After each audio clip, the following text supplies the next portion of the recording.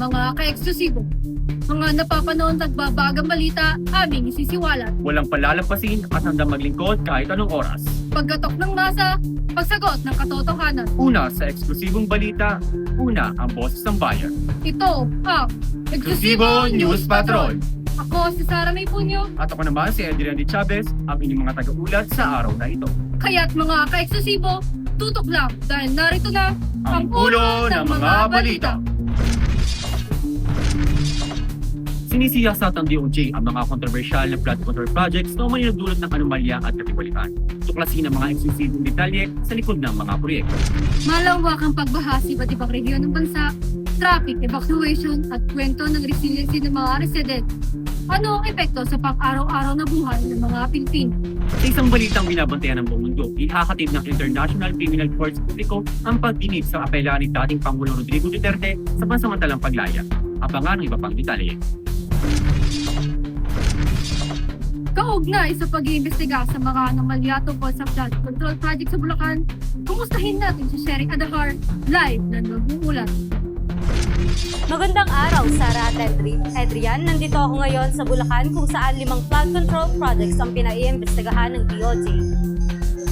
Nakapagsumite na ng kanilang counter affidavits ang ilang mga respondente, kabilang sina dating DPWH District Engineer Henry Alcantara, dating Assistant Engineers Bryce Erickson Hernandez at JP Mendoza, at Sims Construction Representative Sally Santos. Makakasama natin ngayon ang isa sa mga residente ng apektado ng mga nasabing proyekto. Ma'am Swan, ano po ang masasabi niyo sa naging epekto sa inyong pamumuhay ng mga proyektong ito? Tuwing umuulan, hindi namin maiwasang pagbaha. Nasisira ang mga ari-arian at naapektuhan ng aming kabuhayan. Kinakailangan din namin lumikas pag umuulan. Ang mga bata, mga alaga naming hayop at ang matatanda ay nangangalip. Nakakalungkot lang ang mga proyekto na dapat aming proteksyon ay wala. Ano po ang inyong mensahe sa mga taong responsable dito? Sana po ay managot ang mga responsable sa mga anomalya na ito at sana ay maayos na matapos ang mga proyekto na dapat proteksyon ng ating komunidad. Maraming salamat po. Mula dito sa Bulacan, ito si Sherry Adahar, nag-uulat ng live para sa Eksklusibo News Patrol. Sa matagal na pagkaantala, ipatutupad na ng gobyerno ang Cebu Flood Control Master Plan. Ayon kay Public Works Secretary Vince Dizon, mananagot ang mga opisyal na hindi na ipatupad ng tama ang proyekto. Maraming bahagi na Cebu ang matapos ang kamakailang bagyo. Nagdulot ng matinding pinsala sa mga tahanan, kabuhayan, at nagresulta sa pagkasawi ng higit 200 at 32 katao. Ang trapiko at evacuation centers ay naging bahagi ng pang-araw-araw na hamon sa mga apektadong residente. Ating alamin ang plano ng gobyerno sa implementasyon ng proyekto. Narito si Alex Casaw, live mula sa Cebu.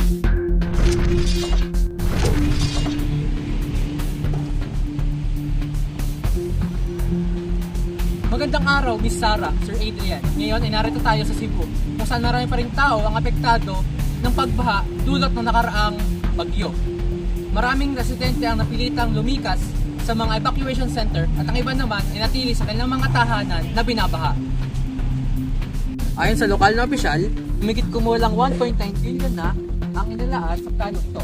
Ngunit tumigil ang pondo noong 2019. Ngayon, sisimulan na ang implementasyon kasama ang mga policy recommendations at gabay ng dating DPWH Secretary Babe Singson. Ang matinding pagbaha ang nagpapaalala sa atin sa kahalagahan ng matagal nang inilatag na Cebu Flood Control Master Plan na nakabase sa 2013 na pag-aaral ng GICA. Ayon kay Public Works Secretary Vince Dizon, sisimulan na ang implementasyon ng Master Plan at isasagawa ang full audit sa lahat ng kontrata at feasibility studies upang matukoy ang dapat managot sa nakaraang pagkaantala. Nag-uulat ng live dito sa Cebu. Ito si Neil Alex Casaw, nagpabalita para sa Eksklusibo News Patrol. Kaugnay ng apelaan ni dating Pangulong Rodrigo Duterte para sa pansamantalang paglaya sa International Criminal Court. Samahan natin si Jacob Solis para sa eksklusibong detalye. Jacob?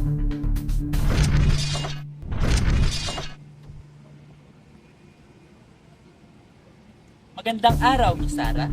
ipahatid sa publiko ang pagdinig ng pag-apela ni dating Pangulong Rodrigo Duterte ng pansamantalang paglaya na masusubaybayan ng live sa ICC website, sa Facebook at sa YouTube ngayong Biyernes, Nobyembre 28, 2025, gaganapin ng ika-10:30 ng umaga. Ayon sa apela na isinampa noong Oktubre 14, 2025, sinasabing hindi sinasaalang-alang ang korte ang humanitarian consideration, kabilang ang edad at kalusugan ng dating Pangulo. Nilugsari ng depensa ang jurisdiksyon ng ICC matapos umatras sa Pilipinas sa Rome Statute noong 2019. Matatandaang humaharap si dating Pangulong Rodrigo Duterte sa kaso ng crimes against humanity. Kabilang narito ang mahigit 49 na bilang ng pagpatay at angkang pagpatay kaugnay ng kontrobersyal na kampanya kontra droga noong siya ay alkalde ng Davao City at Pangulo ng bansa. Abangan ang magiging desisyon ng korte pag-apila ni Duterte ng pansamantalang paglaya na Biyernes. Ito ay isa sa mga pinakatututokang pandaigdigang pagdinig mula ng mga nagdaang taon. Muli, ako si John Jacob R. Solis ng Eksklusibo News Patrol. Balik sa inyo, Sarah. Magandang araw mga ka-eksklusibo at para sa ating entertainment segment, narito kami, ako si Daisy Asmedia. At ako naman si Jonathan Aguilar upang maghatid sa inyo ng kaunting kaalaman. Alam niyo ba mga ka-eksklusibo kung kailan unang pinagdiwang ang Pasko sa ating bayan? Kailan nga ba? Samahan niyo kami sa aming kaunting kaalaman para sa parating na holiday season. Noong ika-25 ng Desyembre, taong 1521, ilang buwan lang matapos dumating ang mga Kastila, nagsimula ang tradisyon ng Pasko sa ating bansa. Dahil sa impluwensya ng mga Kastila na ipakilala ang mga kaugalian tulad ng Novena at Noche Buena na hanggang ngayon ay bahagi pa rin ng Pasko Pilipino. At higit sa lahat, ang Pasko sa Pilipinas ay simbolo ng pamilya, komunidad at bayanihan.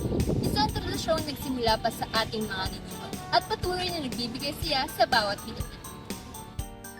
At speaking of Pasko mga ka-eksklusibo, 31 araw na lamang at Pasko na.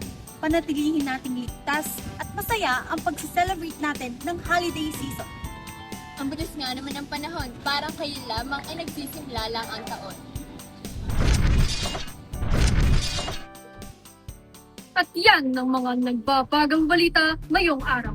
Mga ka-eksklusibo, sa gitna ng mga kinakaharap na pagsubok, krisis sa teritoryo, katiwalian at sigalot sa gobyerno, huwag nating kalimutan na ang bayan ay lumalakas kapag tayo nagkakaisa. Tama ka dyan, Sarah. At habang papalapit na ang Kapaskuhan, dalangin natin ang mas tahimik, mas ligtas, at mas tapat na pamamahala para sa bawat Pilipino. Ako muli si Sarah May Puyo. At ako naman si Edwin D. Chavez, kasama ng buong persa ng Bantay Bayan para sa Eksklusibo News Patrol. Patuloy kaming magiging mata at boses ng bayan. Ito ang Eksklusibo News Patrol. Mula sa bayan, para sa bayan.